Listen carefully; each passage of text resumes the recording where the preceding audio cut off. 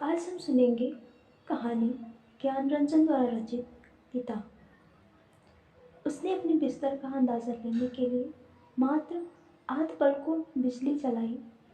बिस्तरे फर्श पर बिछे हुए थे।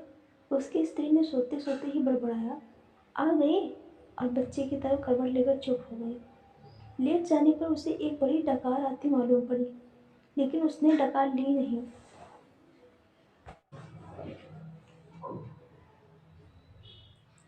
उसे लगा कि ऐसा करने से उसे चुप्पी में खलल पड़ जाएगा। जुतारों अभी घनश्याम नगर के मकानों के लंबे सिलसिलों के किनारे किनारे सवारी गाड़ी धड़धड़ाती हुई गुजरी। थोड़ी देर तक एक बहुत साफ भागता हुआ शोर होता रहा। सर्दियों में जब ये गाड़ी गुजरती तब लोग एक प्रहर की खासी नींद ले चुके होते हैं। गर्मियों में 11:30 का कोई विशेष मतलब नहीं होता। यो उसके घर में जल्दी सोया करते थे, जल्दी खाया और जल्दी उठा करते थे। आज बेहद गर्मी है। रास्ते भर उसे जितने लोग मिले उससे गर्म और बेचैन कर देने वाले मौसम की ही बात की। कपड़ों की फजीहत हो गई, बदहवासी, चिपचिपाहट और थकान है। अभी जब सवारी गाड़ी शोर करती हुई गुजरी तो उसे ऐसा नहीं लगा कि नींद लगते लगते टूट गई हो, जैसा जाड़ों में प्रायः लगता है, बल्कि यूँ लगा कि अगर सोने की चेष्टा शुरू नहीं की तो सचमुच देर हो जाएगी। उसने जम्हाई ली। पंखे की हवा बहुत गर्म थी और वह पुराना होने की वजह से चिढ़ाती सी आवाज़ भी कर रहा है। उसको लगा कि दूसरे कमरे में भी लोग शायद उसकी तरह ही जम्हाइयाँ ले रहे होंगे, लेकिन दूसरे कमरों के पंखे पुराने नहीं हैं। उसने सोचना बंद करके अन्य कमरों की आहट लेनी चाहिए। उसे कोई बहुत मासूम सी ध्वनि भी 1-1.5 मिनट तक नहीं सुनाई दी, जो सन्नाटे में काफ़ी तेज होकर आ सकती हो। तभी पिता की चारपाई बाहर चरमराई। वह किसी आहट से उठे होंगे। उन्होंने डांटकर उस बिल्ली का रोना चुप कराया, जो शुरू हो गया था। बिल्ली थोड़ी देर चुप रहकर फिर रोने लगी। अब पिता ने डंडे को गज पर कई बार पटका और उस दिशा की तरफ खदेड़ने वाले ढंग से दौड़े जिधर से रोना आ रहा था, और हट हट चिल्लाए। जब वो घूम फिर कर लौट रहा था तो पिता अपनी बिस्तर बाहर लगाकर बैठे थे। कनखी से उसने उन्हें अपनी गंजी से पीठ का पसीना रगड़ते हुए देखा और बचता हुआ वह घर के अंदर दाखिल हो गया। उसे लगा कि पिता को गर्मी की वजह से नींद नहीं आ रही है, लेकिन उसे इस स्थिति से रोष हुआ।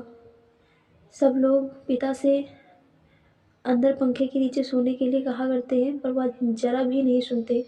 हमें क्या भोगें कष्ट। कुछ देर पड़े रहने के बाद वह उठा और उत्सुकता वह खिड़की से झांका। सड़क की बत्ती छाती पर है। गर्मियों में यह बेहद अखर जाता है। पिता ने कई बार करवटें बदली, फिर शायद चैन की नींद उम्मीद में पार्टी पर बैठ गए। पंखा चलने लगे।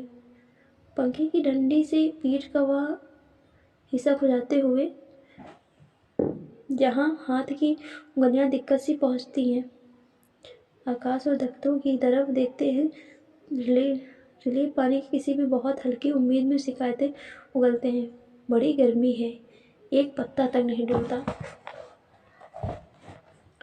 उनका यह वाक्य जो नितांत व्यर्थ है, अभी अभी बहुत क्षण में डूब गया। गर्मी बरकरार है और रहेगी, क्योंकि यह जाड़े बरसात का मौसम नहीं है।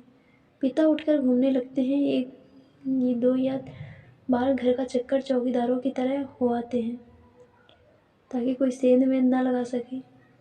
लौटकर थके स्वर में हे ईश्वर कहते हुए उंगली से माथे का पसीना काटकर जमीन पर छूने लगता है। बड़ा गजब है। कमरे की एक दीवार से टिककर बैठ जाने पर वह काफी तनाव में सोचने लगा। अंदर कमरों में पंखे के नीचे घर के सभी दूसरे लोग आराम से पसरे हैं। इस साल जो एक नया पेडस्टल खरीदा गया है, वह आंगन में दादी अम्मा के लिए लगता है। बिजली का मीटर तेज चल रहा होगा, पैसे खर्च हो रहे हैं, लेकिन पिता की रात में कष्ट ही है, लेकिन गजब यह नहीं है कि गजब तो पिता की जिद है। वह दूसरे का आग्रह अनुरोध माने तब ना।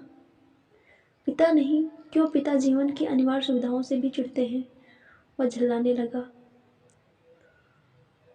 चौके से आते वक्त 4 आने की जगह 3 आने और 3 आने में तैयार होने पर 2 आने में चलने वाले रिक्शे के लिए पिता घंटे घंटे खड़े रहेंगे।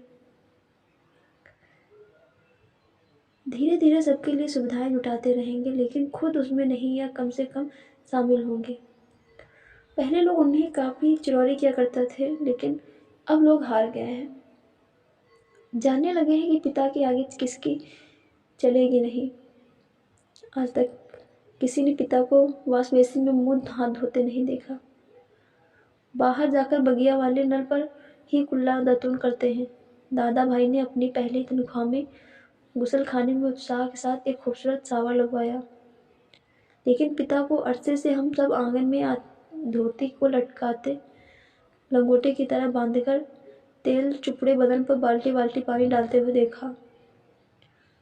खुले में स्नान करेंगे, जनेऊ से छाती और पीठ का मैल काटेंगे। शुरू में दादा भाई ने सोचा पिता के द्वारा शावर लगवाने से बहुत खुश होंगे और उन्हें नई चीज़ों का उत्साह होगा। पिता ने जब कोई उत्साह प्रकट नहीं किया तो दादा भाई मन ही मन काफ़ी निराश हो गए। एक दो बार उन्होंने हिम्मत करके भी कहा कि आप अंदर आराम से क्यों नहीं नहाते। तब भी पिताजी आसानी से उसे टाल गए। लड़कों द्वारा बाजार से लाई बिस्किटें, महंगे फल, पिता कुछ भी नहीं लेते। कभी लेते भी तो नाहक बहुत सिकोड़ कर उसके बेसौध होने की बात पर शुरू में ही जोर दे देते। अपनी अमावट गज्जक और दाल रोटी के अलावा दूसरों द्वारा लाई चीज़ों की श्रेष्ठता से वो कभी प्रभावित नहीं होते। वह अपना हाथ पांव जानते हैं, अपना अर्जन, और उसी में उन्हें संतोष है। वे पुत्र जो पिता के लिए कुल्लू का सेब मंगाने और दिल्ली एम्पोरियम में बढ़िया धोतियाँ मंगाकर उन्हें पहनाने का उत्साह रखते हैं, अब तेजी से पिता विरोधी होते जा रहे हैं। सुखी बच्चे भी अब गाहे बगाहे मुंह खोलते और क्रोध उगल देते हैं। दीवार से काफ़ी देर एक ही तरह टिके रहने से उसकी पीठ दुखने लगी थी। नीचे रीढ़ के कमर वाले हिस्से की रक्त की चेतना बहुत कम हो गई। उसने मुद्रा बदलती बाहर पिता ने फाटक खोलकर सड़क पर लड़ते चिचियाते कुत्तों को हड़काया। उसे यह बहुत खीज हुई। कई बार कहा, मोहल्ले में हम लोगों का सम्मान है, 4 भले लोग आया जाया करते हैं, आपको अंदर सोना चाहिए, ढंग के कपड़े पहनने चाहिए और चौकीदारों की तरह रात को पहरा देना बहुत ही भद्दा लगता है। लेकिन पिता की अड़ में कभी कोई झोल नहीं आता। उल्टा सीधा पता नहीं कहा किस दर्जी से कुर्ता कमीज सिलवा लेते हैं। टेढ़ी जेब, सदरी के बटन ऊपर नीचे लगा, सभा सोसाइटी में चले जाएंगे। घर भर को बुरा लगता है। लोगों के बोलने पर पिता कह देते हैं, आप लोग जाए ना भाई, कॉफ़ी हाउस में बैठिए, झूठी वैनिटी के लिए ब्योरा को टिप दीजिए। रहमान के यहाँ 1.5 रुपया वाला बाल कटाई मुझे क्यों घसीटते हैं। लोगों को बोलना चुटकी भर में धरा रह जाता है। पिता वैसे तो चुप रहते हैं, लेकिन जब बात बहस में उन्होंने खींचा जाता है तो काफ़ी करारी और हिंसात्मक बात कह जाते हैं। उल्टे उन्हें घेरने वाले हम भाई बहन अपराधी बन जाते हैं। कमरे से पहले एक भाई खिसकेगा, फिर दूसरा, फिर बहन और फिर तीसरा। चुपचाप सब खींचे हारे खिसकते रहेंगे। अंदर फिर माँ जाएंगे और पिता विजयी पिता कमरे में गीता पढ़ने लगेंगे या झोला लेकर बाजार सौदा लेने चले जाएंगे। होता हमेशा यही है। सब मन में तय करते हैं आगे से पिता को नहीं घेरेंगे, लेकिन थोड़ा समय गुजरने के बाद फिर लोगों का मन पिता के लिए उमड़ने लगता है। लोग मौका ढूंढने लगते हैं कि पिता को किस प्रकार अपने साथ सुविधाओं में थोड़ा बहुत शामिल कर सकें, पर ऐसा नहीं हो पाता। वह सोचने लगा, भूखे के सामने खाते समय होने वाली व्यथा सरीखी किसी स्थिति में हम रहा करते हैं। यद्यपि अपना खाना हम कभी स्थगित नहीं करते, फिर भी पिता की असंतृप्ति के कारण व्याकुल और अधीर तो है ही। पिता अद्भुत और विचित्र हैं, वह सोचते हुए उठा। कमरे में घूमने या सिगरेट पी सकने की सुविधा नहीं थी, अन्यथा वह वैसा ही करता। उसने सो जाने की इच्छा की और अपने को असहाय पाया। शायद नींद नहीं आ सकी। यह ख्याल उसे घबराने लगा कि पिता अद्भुत और विचित्र हैं। यह बात वह भूल नहीं रहा था। पिछले जाड़ों में वह अपने लोभ को कुचलकर बेमुश्किल एक कोट का बेहतरीन कपड़ा पिता के लिए लाया। पहले तो वह उसे लेने को तैयार नहीं हुए, लेकिन माँ के काफी घुड़घुड़ फुरकुरे से राजी हो गए और उसी खुलदाबाद के किसी लपटू दर्जी के यहाँ सिलाने चल दिए। सुधीर ने कहा, कपड़ा कीमती है, चलिए एक अच्छी जगह मैं आपका नाप दिलवा दूँ। वह ठीक सिएगा, मेरा परिचित भी है। इस बात पर पिता ने काफ़ी हिराकत उगली। वह चिढ़ उठे, मैं सबको जानता हूँ, वही म्यूनसिपल मार्केट के छोटे मोटे दर्जियों से काम कराते हैं और अपना लेबल लगा लेते हैं। साहब लोगों मैंने कलकत्ते के हाल एडरसन के सिले कोट पहने हैं। अपने ज़माने में जिनके यहाँ अच्छे खासे यूरोपियन लोग कपड़े सिलवाते थे, ये फैशन वैसन जिसके आगे आप लोग चक्कर लगाया करते हैं, उसके आगे पाँव की धूल है। मुझे व्यर्थ पैसा नहीं खर्च करना। कितना परस्पर विरोधी तर्क किया पिता ने। ऐसा वह अपनी जिद की सर्वोपरि रखने के लिए करते थे। फिर सुधीर ने कपड़ा छोड़ दिया। जहाँ चाहिए सिलवाए या भाड़ में झोंक आइए, हमें क्या। वह धीमे धीमे बुदबुदाया। पिता बाहर अकबकाकर उठ पड़े। शायद थोड़ी देर पहले जो आम बगीचे में गिरा था, उसकी आवाज़ जिससे सुनाई पड़ी हो। वह खिड़की के बाहर देखने लगा। किंचित टिका सा पीठ के पसीने से बनियान चिपक गई थी। बेहद घुटती हुई गर्मी मन उसका माथा जाता था। बीबी बड़ी आराम से सो रही है, इसे कुछ पता नहीं। शायद पिता की खाट खाली थी। वह गिरा आम टटोलने के लिए बगिया में घुसे होंगे। पिता कितने विचित्र हैं। लंबे समय से वह केवल 2 ही ग्रंथ पढ़ते आ रहे हैं, यंत्रवत नियमित रामायण और गीता। लंबे 35 वर्षों तक अखंड केवल रामायण और गीता।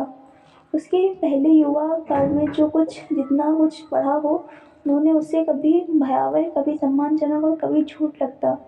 यह देख सोचकर कि कोई व्यक्ति केवल 2 पुस्तक में जिंदगी के 35 वर्ष काट सकता है और कैसे काट लेता है, तभी उसका बच्चा कुनमुनाकर रोने लगा। उसने तपाक से खिड़की छोड़ी और अपने बिस्तर पर झूठ-मूठ सो गया। ऐसा न हो कि देवा बच्चे के रोने से उठ पड़े। उसे संदिग्ध अवस्था में देखते बहुत से बेकार प्रश्नों द्वारा हलकान करना शुरू कर दे। देवा बच्चे के मुंह में स्तन दे पहले ही से बेखबर हो गई। वह खुद बिस्तर पर सोता मालूम पड़कर भी जागता रहा।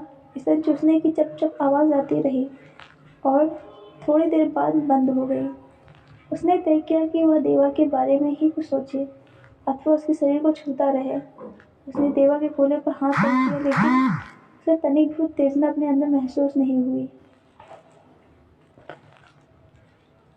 उसने थोड़ी देर उत्तेजना की प्रतीक्षा की। अपनी इस हरकत से ऊब वे होने लगी और मन भी लांछित करने लगा। बाहर पिता सो या जाग रहे थे, जैसा भी हो वह बड़े जबरदस्त हैं। इस समय बाहर रहकर बाहर ही होते जा रहे। हमारे समाज में बूढ़े लोग जैसे बहू बेटियों के निजी जीवन को स्वच्छंद रहने देने के लिए अपना अधिकांश समय बाहर व्यतीत किया करते हैं। क्या पिता ने भी वैसे ही करना तो नहीं शुरू कर दिया? उसे पिता के बूढ़ेपन का ख्याल आने पर सिहरन हुई। फिर उसने दृढ़ता से सोचा, पिता अभी बूढ़े नहीं हुए, उन्हें प्रतिक्षण हमारे साथ साथ जीवित रहना चाहिए। भरसक पुरानी जीवन व्यवस्था कितनी कठोर थी, उसकी मस्तिष्क में भी चाव, आज्ञा, विषाद सर्वोपरि था। उसे आंखों में हल्का जल लगने लगा। अगर कोई शीत युद्ध न होता फिर पिता और पुत्रों के बीच, तो वह उन्हें जबरन खींच के नीचे लाकर सुला लेता। लेकिन उसे लगा कि उसका युवापन एक प्रतिष्ठा की जिद कहीं चुराए बैठा है। वह इस प्रतिष्ठा के आगे कभी बहुत मजबूर, कभी कमजोर हो जाता है और उसे भुगत भी रहा है। दरअसल उसका जी अक्सर चिल्ला उठने को हुआ, पिता तुम हमारा निषेध करते हो, तुम ढोंगी हो, अहंकारी, ब्रज अहंकारी। लेकिन वह कभी चिल्लाया नहीं। उसका चिल्ला सकना मुमकिन भी नहीं था। वह अनुभव करता था कि उसके सामने ज़िंदगी पड़ी है और पिता पर इस तरह चिल्लाने में उसका नुकसान हो सकता है। उसको लगा पिता लगातार विजयी हैं, कठोर हैं, तो क्या उन्होंने पुत्रों के सामने अपने को कभी पसारा नहीं? लगता है दीवारों पर पसीना चुहा आया है खुद को छुरा भोग देने, या दीवार पर सिर पटकने, या श्रोता बेबी के साथ पार्श्व हो जाने का ढोंग सोचने के बाद भी गर्मी की बेचैनी नहीं घटी।